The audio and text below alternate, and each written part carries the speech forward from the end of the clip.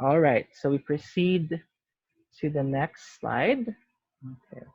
So still under behavioral targeting. So behavioral targeting, it means we put ads in front of people, and these ads are customized to their internet use.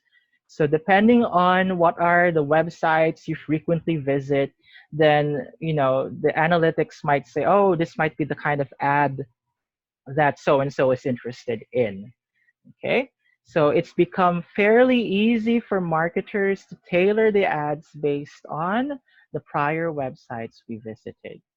Okay, so what's the logic? Why do they do this? An ad for an idea, product, or service that's relevant to your needs is probably an ad that you will respond to or you will appreciate more. Okay?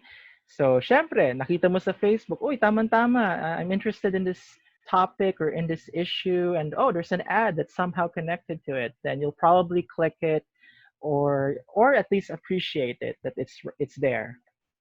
Okay? So then we've got okay.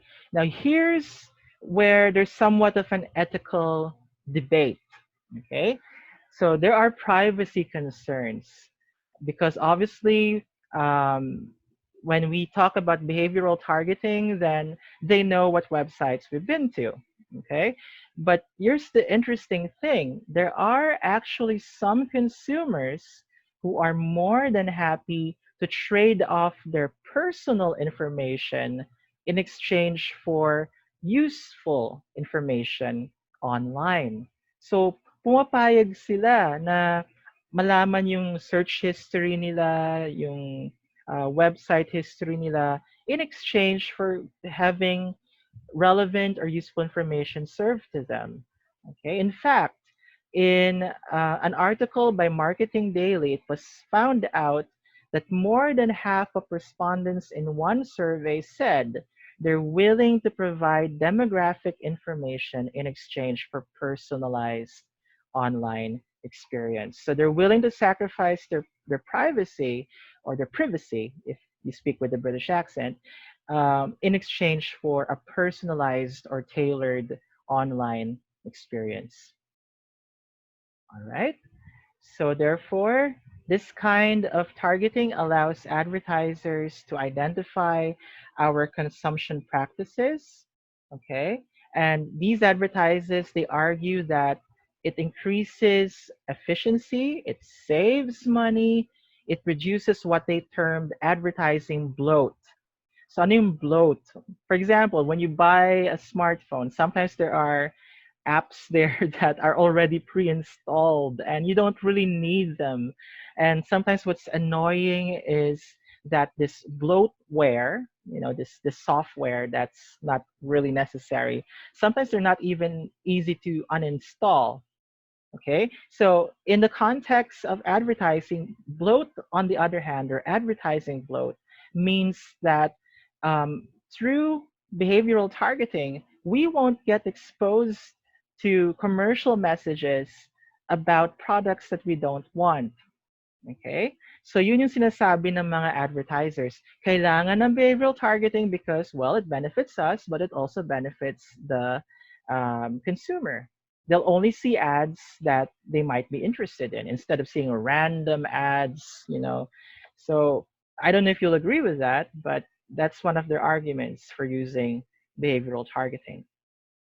And of course, the critics of this practice argue that it gives access to our personal behaviors.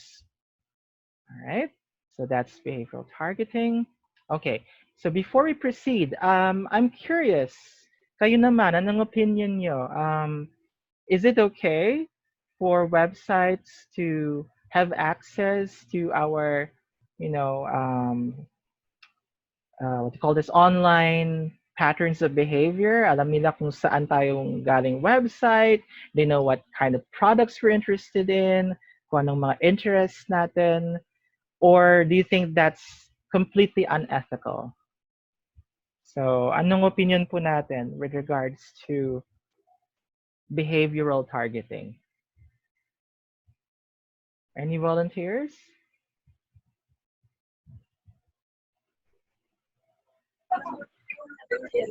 Para Yes, sa akin, sir, Camille. may disadvantage pa. Sorry, sir, ang ingay. No problem, no problem. Sabi mo, may disadvantage. Continue. Yes, wait lang. Ano po, may advantage tsaka disadvantage po siya. Kasi yung advantage niya, sir, nafi-filter yung mga gusto natin. Yung mga gusto lang natin makita.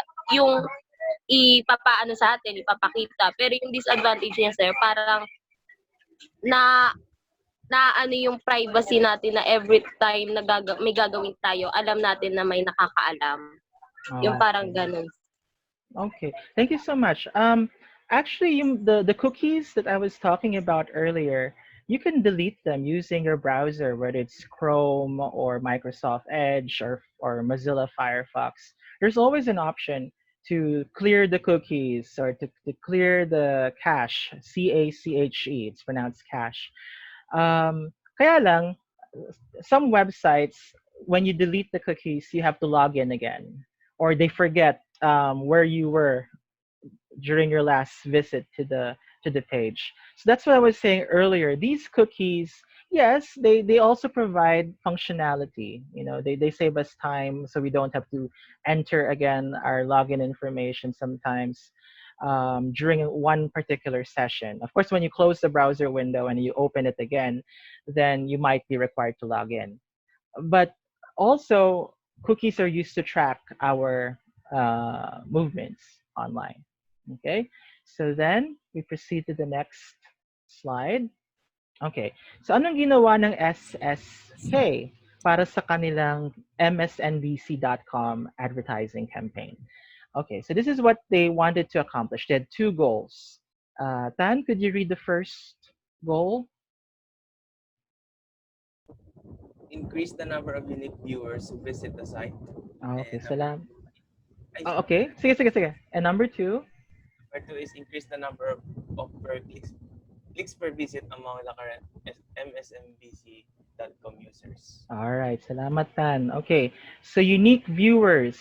Um, so for example, even if there are like 100 views during a particular day, but of those 100 views, 99 of them are by one person, then we can't really say that the website is popular. Okay, and in the second item, the number of clicks per visit. So this has to do with how sticky the website is. Like people don't want to leave immediately and they want to explore. So that's what we call the number of clicks per visit. So SSK decided they needed help with regards to targeting MSNBC.com users. So they enlisted the help of a company called Energy Infuser. So Energy Infuser is a market research company in Chicago, and they specialize in unearthing or finding the not so obvious or not so apparent consumer insights. And of course, to do this, they use qualitative methods. What are these methods? And of course, you're familiar with these because we talked about them before, and also in your thesis writing, you might have heard of this. Focus groups, projective techniques like word association, which Sarlene and I, we tried word associations with the logos of different companies last time. So that's an example of a projective technique. And we also have consumer diaries. So people, they log or they journal their experiences using the product or the service. Okay, what else did they do? So they used a number of triads. So triads here simply means groups of three consumers. And every triad, these people, they were willing to offer their time and their experiences in how they use websites for online information seeking. Okay, so afterwards they were interviewed, and when you interview people, you have to come up with a transcript. Okay, so it says here the meeting will end in 10 minutes. So I'm going to post another link in the Facebook group chat, and we will continue there. Okay, so I'm going to end this meeting and stand by for the link in the Facebook group chat. See you guys there. Babush! Char. Iba pala. Okay, so we will now continue the discussion, all right? So the triads are groups of 3 customers or consumers. They will be interviewed and then there will be transcripts of the interview. So medyo talagang time consuming and labor intensive yung paggawa ng transcript. But it's very important because that's where we'll be able to see why users prefer this particular product over this product or this service over this service. For example, in the focus group discussion, I suppose, with the triad, they mentioned that they considered CNN.com to be serious or quote unquote cold. Okay. So MSNBC.com, their plan is not to be another CNN. So they want to do they want to differentiate their service from CNN. Okay, so the site was inviting for users who enjoyed browsing the news and tidbits, including light-hearted, not so serious information about entertainment, fashion, and sports.